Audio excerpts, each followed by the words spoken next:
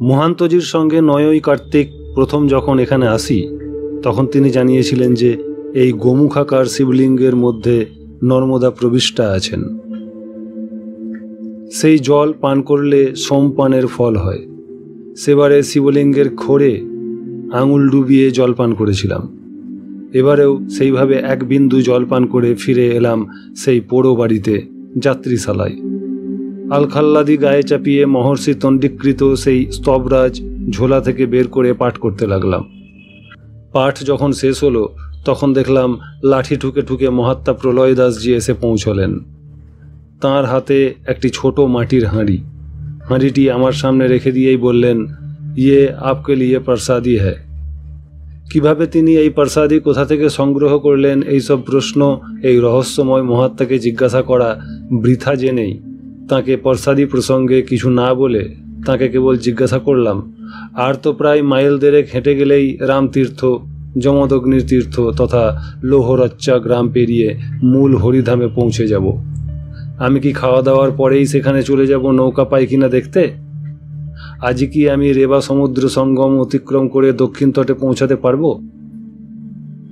উনি বললেন, नहीं जी, अभी 11 बज गया। दक्षिण तट में पाड़ी देने के लिए इतना उतला क्यों? आज 29 কার্তিক সোমবার শিবের বার, সমুদ্র লঙ্ঘন করতে নাই। আমি সকালেই হরিধাম ঘুরে এসেছি। আজ 4 দিন হলো ওপার থেকে কোনো নৌকা আসেনি।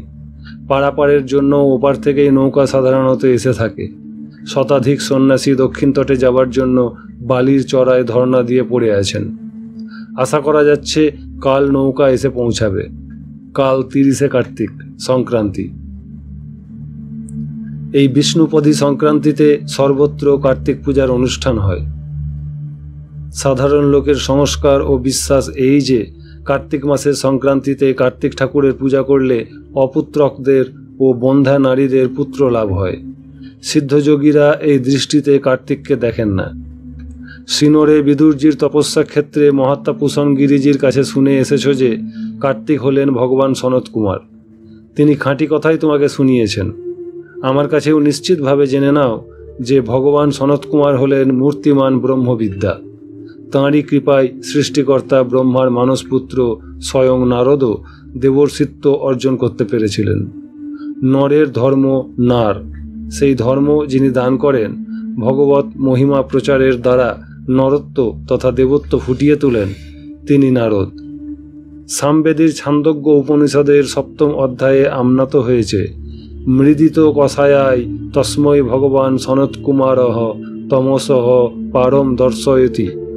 অর্থাৎ রাগ দেশাদি দোষ হতে বিমুক্ত সেই নারদকে ভগবান সনত কুমার অজ্ঞানান্ধকারের পরপার অর্থাৎ পরম ব্রহ্ম দর্শন করিয়েছিলেন। তং স্কন্দং ইতি আচক্ষতে। জ্ঞানীগণ তাকে স্কন্দ নামে অভিহিত করেন। স্কন্দ কার্তিকেরই অপর নাম। আগামীকাল কার্তিক পূজার শুভ দিন। জগৎ সৃষ্টির পর কোনো এককালে ভগবান সনত কুমার এই পরম শুভ দিনেই এই মর পৃথিবীতে পরম ব্রহ্মবিদ্যার জ্যোতির ঢল নামিয়েছিলেন, অর্থাৎ পরম ব্রহ্মবিদ্যা প্রকট করেছিলেন। তাই আগামীকালই তোমাকে হরিধামের সমুদ্র অতিক্রমের শুভ দিন হিসাবে নির্দিষ্ট করছি। কাল যদি মা নর্মদা ও মহাদেবের কৃপায় তুমি নৌকায় চাপতে পারো, তাহলে সমুদ্রের তলদেশে এক অত্যদ্ভুত দিব্য দৃশ্য তোমার চোখে পড়ার সম্ভাবনা আছে। তোমার উপর তোমার পিতার আশীর্বাদ সহস্রধারে ঝরে পড়ছে। তাই সেই শুভক্ষণের প্রাক্কালে তুমি এসে পৌঁছেছ। কি পদ্ধতিতে তা ঘটবে তার টুকটুকু বলবার জন্য এবং তার যোগাযোগ ঘটিয়ে দেওয়ার জন্য তোমাকে ভৃগুকচ্ছ হতে চোখে চোখে রেখে আসছি। মহাভারতে তুমি পড়েছ, কুরুক্ষেত্রের যুদ্ধ যখন অনিবার্য, যুদ্ধ হলেই লোকক্ষয় হবে, শোকও পেতে হবে, এই দুশ্চিন্তায় মহারাজ ধৃতরাষ্ট্র কাতর হয়ে মহামতি বিদুরের কাছে গিয়ে সকাতরে প্রার্থনা করেন যে আসন্ন আত্মীয় স্বজন বিয়োগজনিত দুর্বার শোক আমি কিভাবে দমন করব। জ্ঞান ছাড়া তো শোক জয়ের আর কোনো উপায় নাই। আমি তোমার কাছে জ্ঞানোপদেশ প্রার্থনা করি। বিদুর তাঁকে বললেন, মহারাজ, মৃত্যু বলে কোনো বস্তু নাই। মৃত্যু শোক কেবল মোহের ফল মাত্র। ধৃতরাষ্ট্র তাঁর কথা শুনে বিস্মৃত হয়ে বলে উঠলেন, মৃত্যু নাই, এ তোমার কেমন কথা? প্রতিদিনই তো কত লোক মৃত্যু মুখে পতিত হচ্ছে। এ বাস্তব অভিজ্ঞতা অল্প বিস্তর সকল লোককেই ভোগ করতে হচ্ছে। তবুও তুমি বলছো মৃত্যু বলে কোনো বস্তু নাই। তোমার কথার মর্ম আমাকে বিশদভাবে বুঝিয়ে দাও। তাঁর আকুলি বিকুলি দেখে বিদুর উত্তর দিয়েছিলেন, এই অপূর্ব গুহ্য তত্ত্ব আমি ভগবান সনত কুমারের দয়ায় বুঝতে পেরেছিলাম। তিনি আমার বোধে এই তত্ত্ব ফুটিয়ে দিয়েছিলেন, কিন্তু আমি ওই তত্ত্বের বক্তা হতে পারবো না। এ বিষয়ে শাস্ত্রে নিষেধ আছে। তবে ওই গুহ্য তত্ত্ব বুঝবার জন্য যদি আপনার তীব্র বাসনা হয়ে থাকে, তাহলে আমি এইটুকু করতে পারি যে আমি আমার জ্ঞানগুরু মূর্ত ব্রহ্মবিদ্যাস্বরূপ ভগবান সনত কুমারকে ধ্যান যোগে আবাহন করতে পারি। তিনি আবির্ভূত হলে সশ্রদ্ধ চিত্তে আপনি তাঁর কাছে এই তত্ত্ব সম্যকভাবে বুঝে নিন। এই বলে বিদুর ধ্যান সমাহিত চিত্তে ভগবান সনত কুমারকে আবাহন করলেন। ভগবানের আবির্ভাব ঘটলে ধৃতরাষ্ট্র তাঁর পদতলে লুণ্ঠিত হয়ে তাঁর প্রার্থনা জানালেন। ভগবান সনত কুমার তখন তাঁকে যে ব্রহ্মবিদ্যা সাহায্যে মৃত্যুশোক নিবারণ করা যায় সেই সম্বন্ধে কতকগুলি উপদেশ দিয়েছিলেন। সেই সারগর্ভ উপদেশমালা সনত সুজাতীয় মধ্যাত্ম শাস্ত্রম নামে অভিহিত। ভগবান সনত কুমারেরই অপর নাম সনত সুজাত।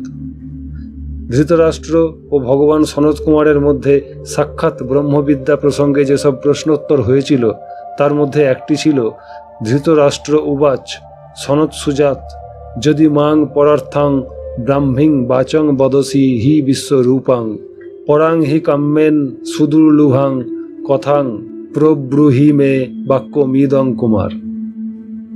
অর্থাৎ ধৃতরাষ্ট্র বললেন, হে সনত সুজাত, আপনি যে ব্রাহ্মী কথা বললেন তা পরার্থ ও বিশ্বরূপ। ব্রহ্মজ্ঞানে বিশ্বের সকল রহস্যই উদ্ঘাটিত হয় বলে ব্রাহ্মী কথাকে বিশ্বরূপ বলা হয়। ব্রহ্মকে জানলে আর কিছুই জ্ঞাতব্য থাকে না, এই জন্য ব্রাহ্মী কথা পরার্থও বটে।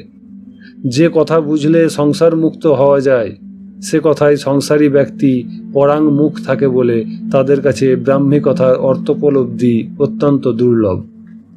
সেই দুর্লভ কথা আরও প্রকৃষ্ট রূপে আমাকে বলুন, এই আমার একান্ত প্রার্থনা।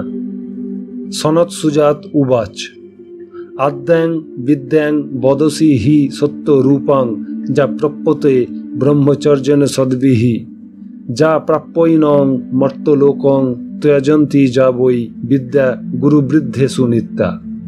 অর্থাৎ ধৃতরাষ্ট্রকে ভগবান সনত সুজাত উত্তর দিলেন, যে বিদ্যা গুরুবৃদ্ধে নিত্য, যে বিদ্যা প্রাপ্ত হলে লোক এই সংসার অতিক্রম করে, সত্য সন্ধানীরা যে বিদ্যা ব্রহ্মচর্যের দ্বারা লাভ করে থাকেন, সেই সত্য রূপা সাক্ষাৎ ব্রহ্মবিদ্যার কথাই কি তুমি জানতে চাইছ?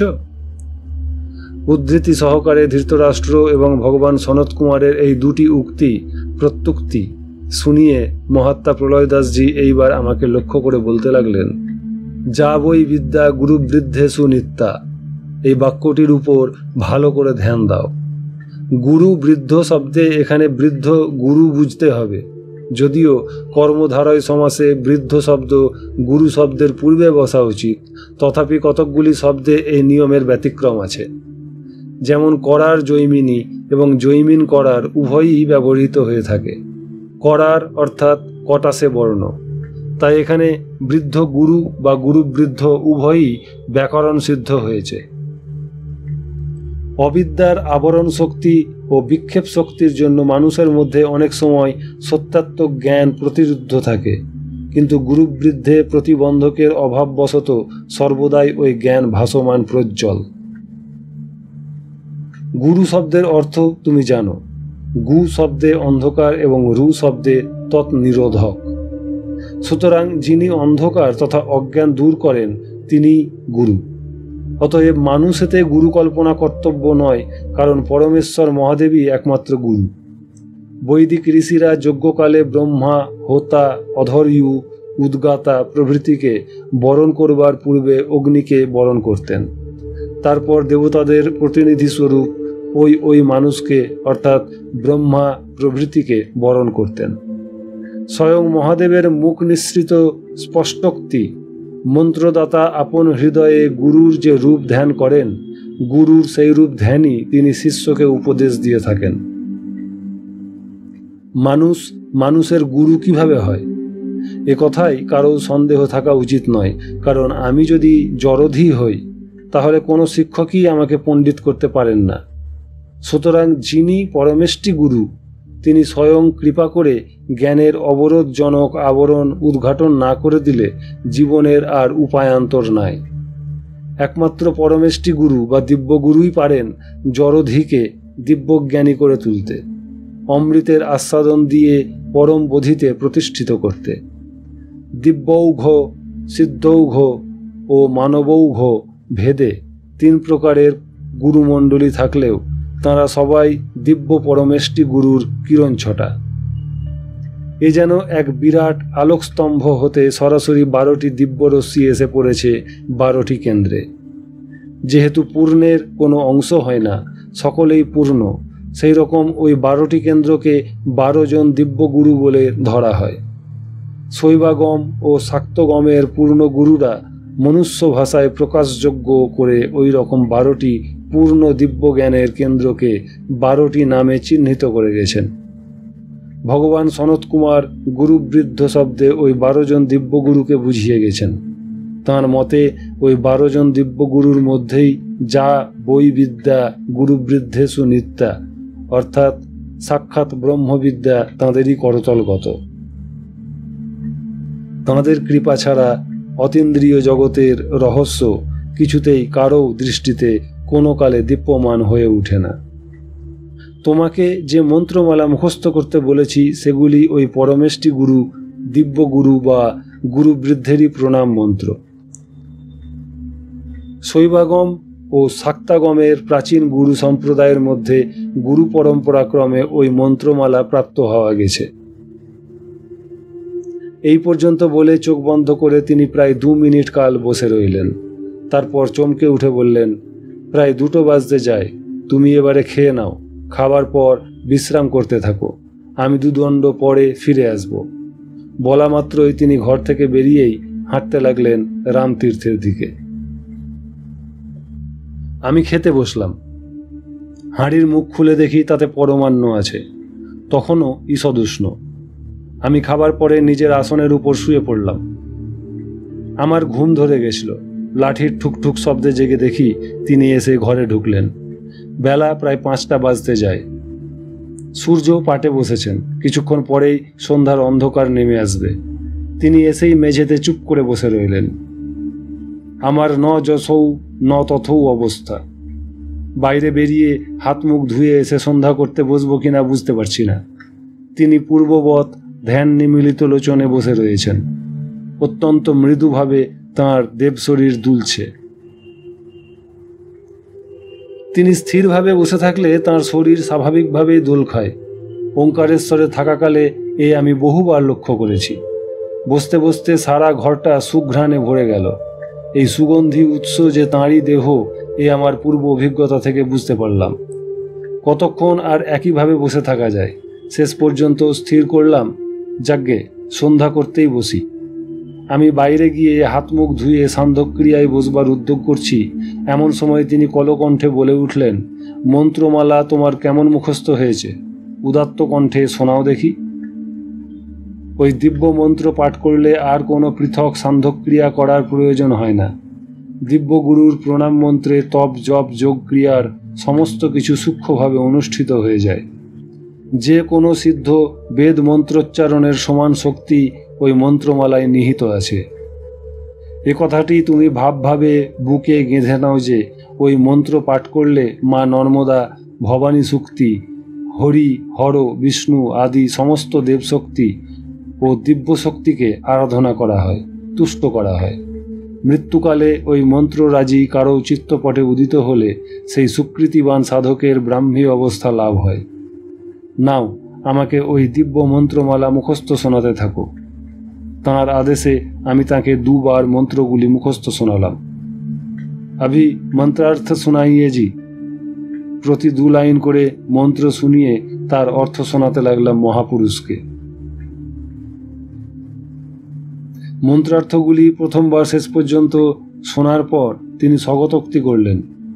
গুরুতত্ত্ব প্রদর্শনায় দেশিক গুরু সম্প্রদায় দৃষ্টিমাসিত্ব শ্লোকা এতে ব্যাখ্যায়ন্তে সৃষ্টি স্থিতি সংহৃতি তিরোধানানুগ্রহ কর্তারো ব্রহ্ম বিষ্ণু রুদ্রেশ্বর সদাশিবাহ পঞ্চধিকারিং উচ্চন্তে তেষাং সমষ্টিরূপঃ পরশিবপর পর্যায়ে আদিনাথ এক ইতি শিবরূপাः স্বরগুরুবঃ তথা বৃত্তিভেদন ব্রাহ্মীদীনাং পঞ্চপুরুষাণাং পঞ্চশক্তয়স্তাসাং সমষ্টিরূপিণী আদিশক্তিরেকেতি শক্তিরূপাः ষড্গুরুব ইত্যেবং দ্বাদশ গুরুবঃ প্রসিদ্ধাः পুনরপি ব্যাখ্যাং কুরু।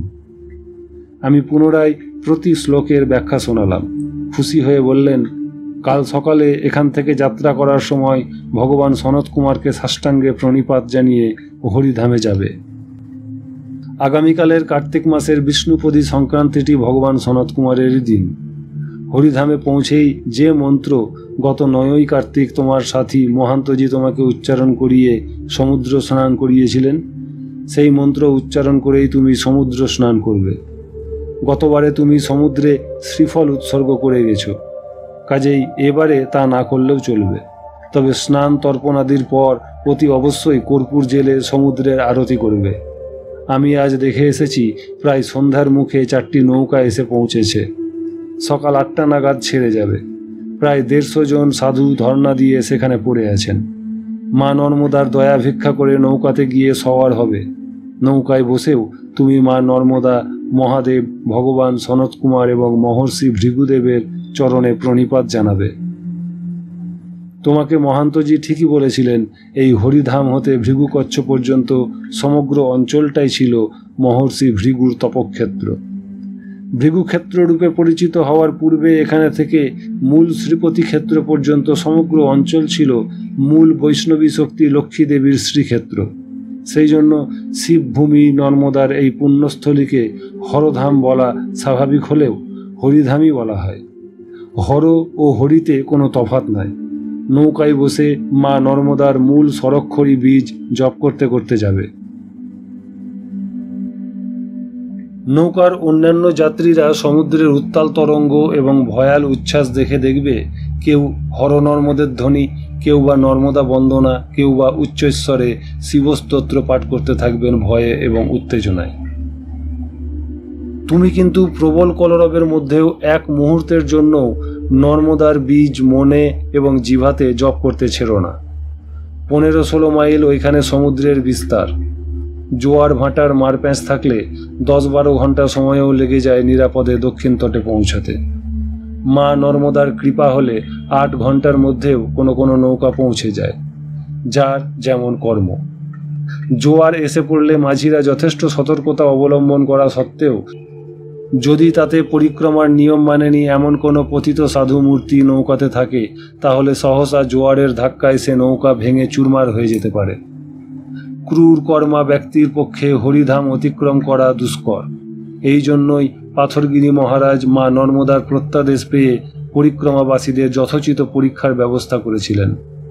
তাঁর উত্তর সাধক পুষণগিরিজি এখনও সে দায়িত্ব সতর্কতা ও নিষ্ঠার সঙ্গে পালন করে চলেছেন। তিনি আরও বলতে লাগলেন, মাঝদরিয়ায় পৌঁছে এমন একটা বিচিত্র স্থান জলের মধ্যে দেখতে পাবে যেখানে নর্মদার জল স্পষ্টত শ্বেতাভ এবং সমুদ্রের জল নীলাভ। পাশাপাশি 2 বর্ণের পার্থক্য, 2টি ধারা গায়ে গায়ে মিশামিশি করে বয়ে চলেছে। নর্মদা যে সমুদ্রের সঙ্গে মিলিত হয়েছেন এটি তার অকাট্য প্রমাণ। ওই মিলিত ধারা দর্শন মাত্রই তুমি ওই মন্ত্রমালা উচ্চস্বরে পাঠ করতে থাকবে। নিজের মাতৃভাষাতেই প্রকাশ্যে মন্ত্রার্থও বলতে থাকবে। তুমি নিশ্চিত থাকো তোমার সহযাত্রীদের মধ্যে একজনও বাঙালি থাকবেন না। সংস্কৃত বোদ্ধা যদি কেউ থাকেন তিনি শুনুন, তাতে কোনো ক্ষতি নাই। দিব্য মন্ত্রের হিল্লোল ও ব্যঞ্জনা জাগিয়ে তুলবে আকাশে বাতাসে। মন্ত্রপাঠের শেষে স্বরক্ষরী বীজ জপ করতে করতে বেশ কিছুটা এগিয়ে যাওয়ার পর হঠাৎ দেখবে নৌকা থেমে যাবে। তুমি স্থির দৃষ্টিতে তাকিয়ে থাকবে সমুদ্রের তলার দিকে। বিনা মেঘে যদি আকাশে বিদ্যুৎ ঝলসে ওঠে, তাহলে সে সময় মা নর্মদার ইচ্ছা হলে মহর্ষি ভৃগুর চিরজাগ্রত তৃতীয় নেত্র উদ্ভাসিত হয়ে যেতে পারে মুহূর্তের জন্য। এই কটি কথা বলেই তিনি পূর্ববৎ চোখ বন্ধ করে দুলতে লাগলেন। 5 মিনিট কেটে গেল, তাঁর মুখে কোনো কথা নেই। সাধারণ লোক হলে আমি হয়তো ভেবেই বসতাম দুলতে দুলতে হয়তো তিনি ঘুমিয়েই পড়েছেন, কিন্তু না, তিনি গভীর নিঃশ্বাস ফেলে বলতে লাগলেন, কথন থা সো কহ দিয়া আব কুছ কহা না যায়, এক রাহা দুজা গয়া দরিয়া লহর সমায়। অর্থাৎ যা বলার ছিল বলে দিয়েছি, এখন আর কিছু বলা যাবে না। দুই গিয়ে এক হয়েছে, লহরী প্রবেশ করেছে সমুদ্রে। উন মুনি মে মন লাগিয়া গহন হি পৌঁছা চায়, চাঁদ বিহুনা চাঁদ না রেবা রেবা গায়। আমার মন পৌঁছে যেতে চাচ্ছে শূন্যে, সেখানে চাঁদ নাই, কিন্তু চাঁদনি রয়েছে, চারদিকে রেবা রেবা রব উঠেছে। তুমি এখন শুয়ে পড়ো, ভোরে আমি জাগিয়ে দিব। পাশের কামরায় আমি থাকছি, কোনো ভয় নাই। এই বলে তিনি টলতে টলতে চলে গেলেন। তিনি চলে যেতেই আমি কিছুক্ষণ স্তব্ধ হয়ে বসে রইলাম। তাঁর নির্দেশ মতো যাতে সব কিছু কাজ করতে পারি, এই জন্য তাঁর উপদেশের খুঁটিনাটিও মনে মনে ভালো করে সাজিয়ে নিয়ে শুয়ে পড়লাম। এক ঘুমেই সকাল হলো, চারদিক কুয়াশায় ঢেকে আছে। ভোরের পাখিরা কলস্বরে ডেকে চলেছে, কিন্তু ঠান্ডার প্রকোপে কেউ নীড় ছেড়ে উড়ে বেড়ালেও কুয়াশার জন্য আমার দৃষ্টিগোচর হওয়ার কথা নয়।